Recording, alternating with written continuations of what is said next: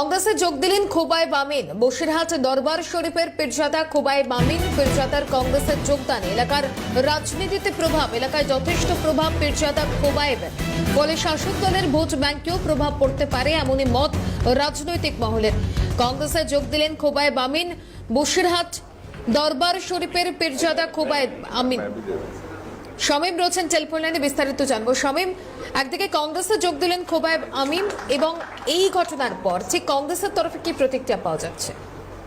একেবারেই তোমাকে জানিয়ে রাখি, বসিরহাট দরবার শরীফের পীরজাদা খোবাইব আমিন তিনি ইতিমধ্যেই আজ নিউ দিল্লিতে গিয়ে সেখানে কংগ্রেসের কার্যালয়ে তিনি জাতীয় কংগ্রেসে যোগদান করলেন। এবং তোমাকে বলে রাখবো, এই বসিরহাটের মাওলানাবাগ দরবার শরীফ, এই দরবার শরীফ মূলত বসিরহাট লোকসভা কেন্দ্রিক যে একেবারেই সংখ্যালঘু সম্প্রদায়ের বাস, সেখানে এই সংখ্যালঘু সম্প্রদায়ের বড় ভূমিকা রাখে এই বসিরহাট দরবার শরীফ। এবং এই বসিরহাট দরবার শরীফে এর আগেও রাজনৈতিক দলে না গেলেও মূলত এই বসিরহাটের দরবার শরীফের পীরজাদা খোবাইব আমিন যখন একেবারেই যে জাতীয় কংগ্রেসে যোগ দেওয়ার ফলে কিছুটা হলেও তৃণমূলের ভোট ব্যাংক যে সংখ্যালঘুর উপর নির্ভর করে সেটা কমবে বলে মনে করছেন রাজনৈতিক মহল।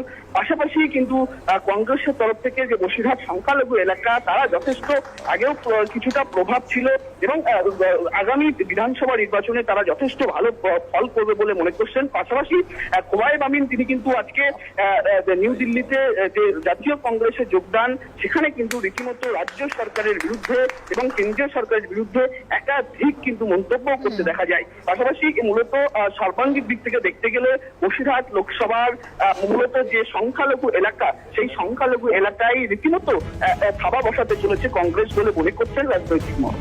বেশ, ধন্যবাদ জানাবো শামীম। এই বিষয়ে খোবাইব আমিন কি জানিয়েছেন শোনাবো।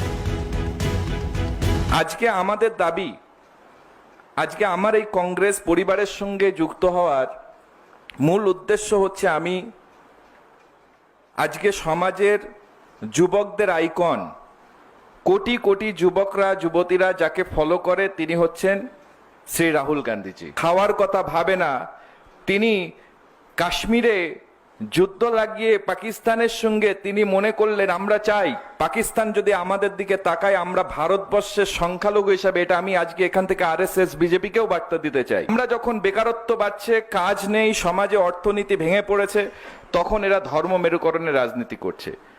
পশ্চিমবাংলায় দেখবেন ভারতবর্ষে রাম মন্দির যখন হলো, গোটা দেশ থেকে প্রণামী নিয়ে দান নিয়ে রাম মন্দির হয়েছিল।